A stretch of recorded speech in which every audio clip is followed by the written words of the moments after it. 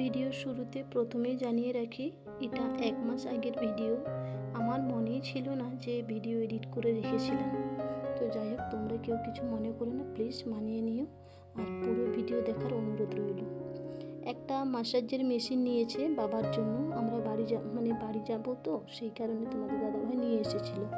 তো আমাকে একটু ম্যাসাজ করে দিচ্ছিল, বেশ ভালো লাগছিল।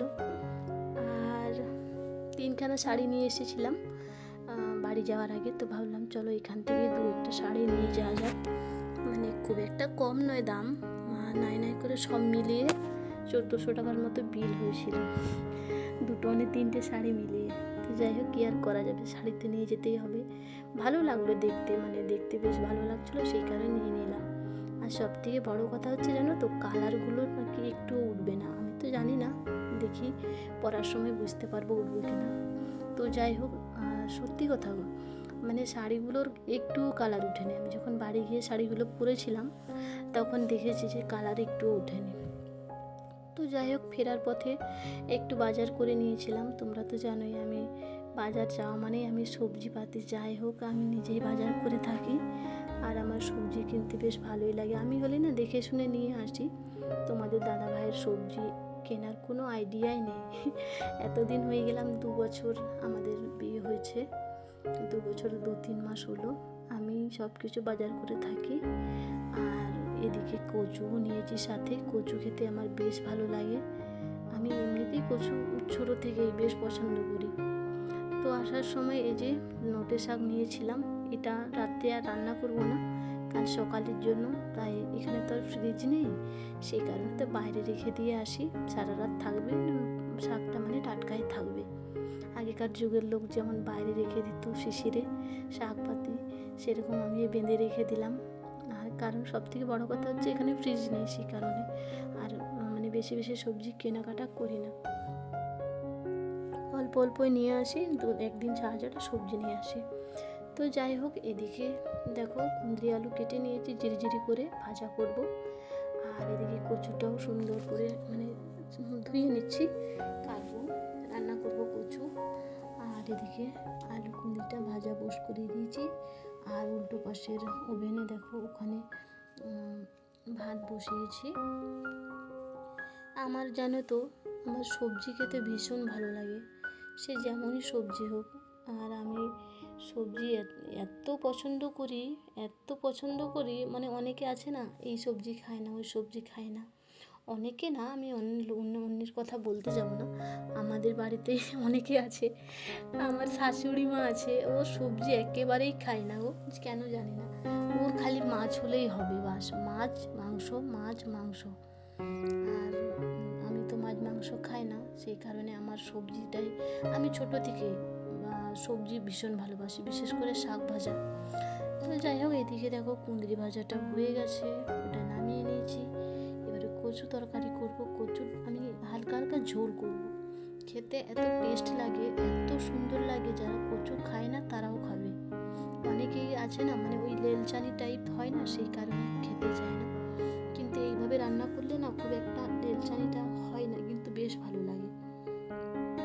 তো যাই হোক, ওদিকে রান্নাটা করিয়েছি। আর হ্যাঁ, একটা কথা বলি, জানি না শ্বশুর বাড়িতে গিয়ে আমি ব্লগ ভিডিও শ্যুট করতে পারবো কি না। হয়তো পারবো না, তবু দেওয়ার চেষ্টা করব।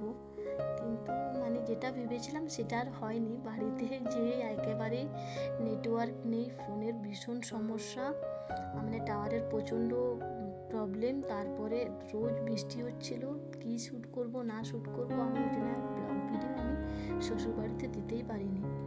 তো যাই হোক, কি আর করা যাবে। আমার চ্যানেলটা জানি না অনেকটাই ডাউন হয়ে গেছে। প্লিজ তোমরা পুরো ভিডিও দেখো, আর অন্তত ছোট্ট করে কমেন্ট করে যেও, আমার ভালো লাগবে। তো যাই হোক, এদিকে অনেক কথা বলে ফেললাম। এদিকে দেখো কতটা সুন্দর মতো করে আমি কষিয়ে নিচ্ছি, বেশ ভালো লাগে। আর আমি জানো তো, তরকারির সময় না গরম জল দিয়ে থাকি, এমনি নর্মাল ঠান্ডা জল দিই না। আর গরম জল দিলে দেখবে একটু যদি সিদ্ধ বাকি থাকে না, গরম জলের ভাপে সিদ্ধ হয়ে যায়। সেই কারণে আমি বেশিরভাগ সব রান্নাতেই আমি গরম জলে দিয়ে থাকি। আলাদা করে গরম জলটা গরম করে রাখি, আর দিয়ে দিই। গরম জল খেতেও মানে স্বাদও একটু বেড়ে যায়। আমি কাঁচা লঙ্কা এইভাবেই দিয়ে থাকি, মানে প্রথমে যদিও দিয়ে থাকি, নামানোর আগে কিছুটা হলেও আমি 2-1টা কেটে দিয়ে দিই। ওটা আমি কাঁচা লঙ্কা এমনিতেই প্রচুর পরিমাণে ঝাল খাই, তো শুকনো লঙ্কা নয়, কাঁচা লঙ্কাটা আমি ভাতের সাথেও খেয়ে থাকি, আর এরকম তরকারিতে দিয়ে দিই ওপর থেকে, তো সেটাতেও খেয়ে থাকি, আমার বেশ ভালো লাগে। তো যাই হোক, ওদিকে কচু তরকারিটা আমার হয়ে গেছে, সমস্ত রান্না বান্না শেষ। আর সন্ধ্যের রান্না হালকা ফুলকাই ভালো, হালকা আর কোথায়, আমাদের এটাই অনেক রিচ হয়ে যায়। আর এদিকে সমস্ত কাজ গুছিয়ে নিয়েছি।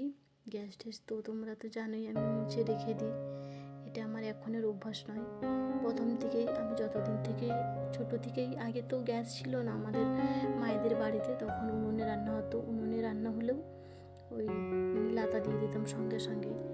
আর আমার এই অভ্যাসটা জানি না ছোটো থেকেই, উনুনে যখন রান্না করতাম তখন রাত্রেবেলা রান্না করলেও না, আমি রাত্রিবেলায় লাতা দিয়ে দিতাম, মা বলতো দিতে হবে না থাক, কিন্তু এই যে মানে অভ্যাসের দাস আমি, এটা আমার করতেই হবে। তো যাই হোক, দেখো সুন্দর মতো রান্নাঘর আমার গুছিয়ে নিয়েছি। আর দেখতে বেশ ভালো লাগে না, সকালবেলায় খুব একটা এঁটো জিনিস দেখা ভালো নয়, বিশেষ করে কেউ যদি বাইরে কাজে যায় সে যাতে এঁটো জিনিস না দেখে যায়, এটা একটা নিয়ম, হয়তো অনেকেই জানে, হয়তো কেউ করে থাকে, কেউ হয়তো নাও করে থাকতে পারে, সবাই তার সমান নয়। ওদিকে দেখো আমার রান্না বান্না হয়ে জোর কদমে সব কাজগুলো করেও নিয়েছি। আর কিছু একটা বলছিলাম, ওটা আমি ভয়েসটা মানে অরিজিনাল যে ভয়েস ছিল সেটা আমি কমিয়ে দিয়েছি, আমি নিজে থেকে ভয়েস দিচ্ছি। তবু তোমাদেরকে আরেকবার দেখিয়ে দিই।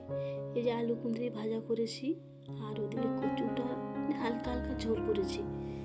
আর আগে তোমাদের দাদাভাই কচু খেত না, যেদিন থেকে আমি রান্না শুরু করেছি, আমার জন্য একদিন করেছিলাম একার জন্য, তো ভাগনাও খেত না, আর যে ভাই আছে ও খেত না, দুজনেই খেত না, আর তোমাদের দাদাভাইও খেত না। আমি একদিন রান্না করেছিলাম আমার জন্য, ওরা একটু একটু নিয়েছিল যে দেখি কেমন লাগে, সেদিন থেকে ওরা নিজেরাই কচু নিয়ে আসে। তো যাই হোক, বলে না যে সঙ্গদোষের লোহা ভাসে, এরকম অবস্থা হয়েছে আর কি। তো যাই হোক, ওদিকে দেখো দুপুরে জামা কাপড়গুলো তুলে রেখে চেয়ারের মধ্যে এনে রেখেছিলাম, ওটা তখন গোছানো হয়নি, তো ভাবলাম চলো খাওয়ার আগে এগুলো সব গুছিয়ে নিই। রাত্রে শোয়ার আগে আর ভাবছি করবো না, এখন বসে আছি, বসে থেকে কি করবো, বসে বসে জামা কাপড়গুলো সব গুছিয়ে রাখছি। আমি এইভাবেই করে থাকি, মানে মানে তুলে আনার সাথে সাথে আমি কাপড় জামা বাঞ্চ করি না, ওটা কিছুক্ষণ রাখি তারপরে। আর এই যে একটা বক্সের মতো এনেছি, ওটার মধ্যে জামা কাপড় মানে তুলে রেখে দিই।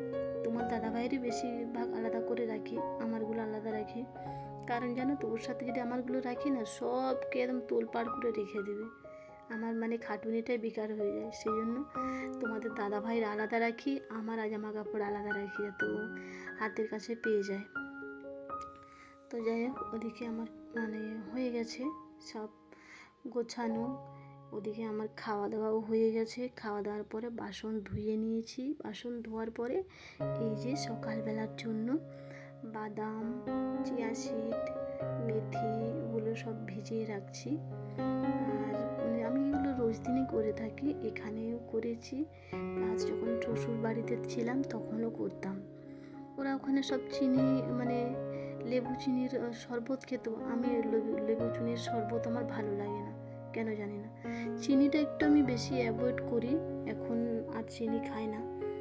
তো যাই হোক, কী আর করা যাবে, সবাই তার সমান না, আমার টেস্ট অন্যরকম, ওদের টেস্ট অন্যরকম, তো সেই কারণে। তো যাই হোক, ভিজিয়ে রেখে দিলাম, কারণ সকালবেলায় চিয়া সিডটা না ভিজিয়ে রাখলেও হয়, ওটা 1 ঘন্টা আগে ভিজালেও হবে, কিন্তু ছোলা বাদাম ওটা তো আগে থেকেই ভিজিয়ে রাখতে হবে, তাই না?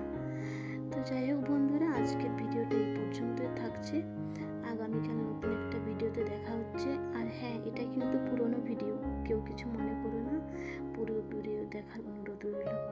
তো দেখতেই পাচ্ছ রান্নাঘরটা সুন্দর মতো করে গুছিয়ে রেখে দিলাম, সকালে যাতে আমাকে না উঠে বাসি ঘরটা যাতে না দেখতে হয়। তো চলো বন্ধুরা, আগামীকাল নতুন একটা ভিডিওতে দেখা হচ্ছে। সকলে সুস্থ থেকো, ভালো থেকো। রাধে রাধে।